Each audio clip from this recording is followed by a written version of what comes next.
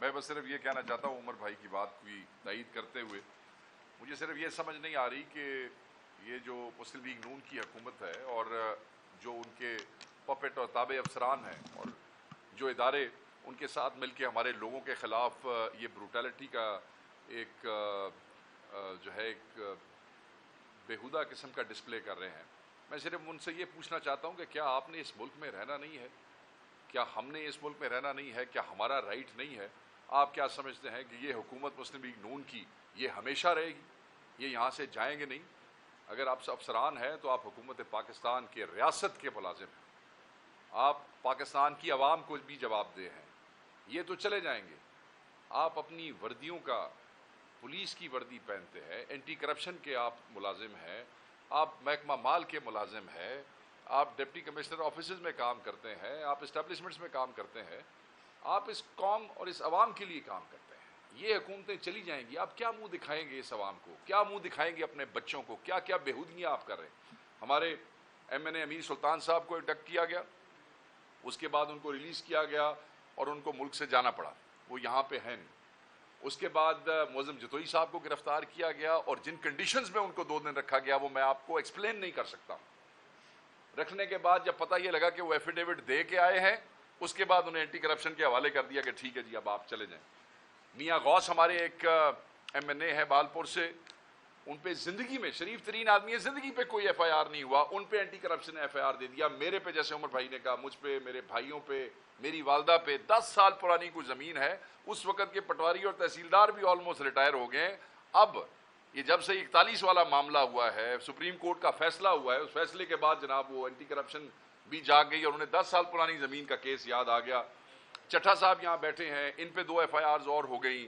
یہاں پہ بلال اعجاز صاحب بیٹھے ہیں، آج تک واپس نہیں جا سکے، 9 مئی سے لے کے آج تک واپس اپنے حلقے میں نہیں جا سکے۔ حاجی امتیاز صاحب آپ دیکھیں، وہاں پہ گجرانوالہ میں ان کو کھانا دینے کی اجازت نہیں ہے، ملاقات کی اجازت نہیں ہے، وہ کیا ہے؟ کوئی را کے ایجنٹ ہے، وہ کوئی ملک دشمن آدمی ہے۔ آپ نے ایک جھوٹا بوگس پرچہ ابیوز آف اتھارٹی کا اور یوز آف فنڈز کا آپ نے بنا دیا، جو آپ کو بھی 41 کے بعد یاد آیا ہے۔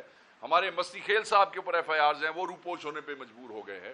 جمشید دستی کے گھر میں کیا ہوا وہ آپ کے سامنے ہے۔ ہم اس بات پہ حیران ہیں کہ لوگ اسلام آباد سے اپنی جو ریسپیکٹڈ کورٹس ہیں، اپنے ان ضلعوں اور ڈویژنز کی جہاں پہ جا کے انہوں نے بیل لینی ہے، وہ وہاں بھی نہیں جا سک رہے ہیں۔ ایم این ایز کو اپنے ضلع کی اینٹی کرپشن کورٹ میں پیش ہونے کے لیے بھی پروٹیکٹیو بیلز لینی پڑ رہی ہیں کہ ایسا نہ ہو جیسے حاجی امتیاز صاحب یہاں سے نکلے اور ان کو ابڈکٹ کر لیا گیا۔ اس ملک میں کیا ہو رہا ہے؟ ہم اس کی شدید ترین الفاظ میں مذمت کرتے ہیں۔ اس سلسلے کو فوری روکا جائے۔ اگر آپ یہ نہیں روکیں گے تو جیسے اسد عمر صاحب نے کہا کہ انارکی، تقسیم، تباہی، یہ آپ اس سے بچ نہیں سکیں گے، اور صرف بیانوں سے اور کاؤنٹر جو ایکسپلینیشنز ہیں ان سے یہ ملک نہیں چل سکتا ہے۔ سسٹم آپ چلا نہیں سکے، اکانومی آپ نے تباہ کر دی، سیکورٹی سچویشن پاکستان کے ہر کونے میں جو ہے وہ تباہ ہوتی گئی، اور اس کے بعد جو قوم کے حقیقی نمائندے ہیں آپ ان پہ جھوٹے بوگس کیسز کر کے۔ میں آپ کو ایک مثال دیتا ہوں پھر میں بات، ہمارے ایک ایم این اے ہے ہمارے ویسٹ ریجن کے، رائے حسن نواز صاحب، وہ 41 میں نہیں ہے، وہ 39 میں ہے۔ ان کو ایک صاحب فون کرتے ہیں اور کہتے ہیں جی تواڈے نال ملنا جے، ملاقات کرنی جی۔ انہوں نے کہا ملاقات تو کر لیں گے مگر تسی خبراں شبراں لسٹاں نہیں جے پڑھ دے۔ میں نے کہا جی کی ہویا جی؟ انہوں نے کہا میں تو 39 41 نہیں ہاں۔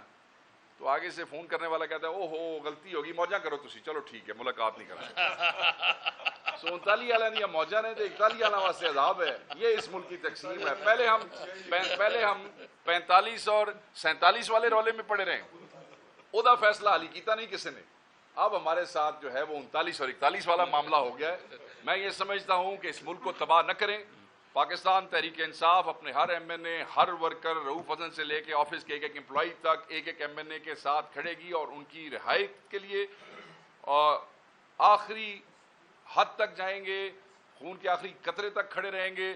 اور جس لا عمل کا اعلان عمر بھائی نے اور اسد کیسر صاحب نے کیا ہے، ساری پی ٹی آئی پورے پاکستان میں لبیک کہے گی۔ پروٹیکشن آرڈرز کے لیے ہم جائیں گے اسپیکر کے پاس، اب جو اگلے اجلاس آ رہا ہے کہ حاجی امتیاز صاحب کو اور اس کے علاوہ اگر کوئی ہمارے اسیر ہیں جو ممبر قومی اسمبلی یا صوبائی اسمبلی ہوں گے، انہیں ان روایات کو اور ان چیزوں کو برقرار رکھتے ہوئے ہم ہو جائیں گے۔ اور ہمیں امید ہے یہ بے حیائی جو ہے یہ جہاں تک ہو رہی ہے وہیں تک ہوگی, یہ آگے تک ایکسٹینڈ نہیں کرے گی.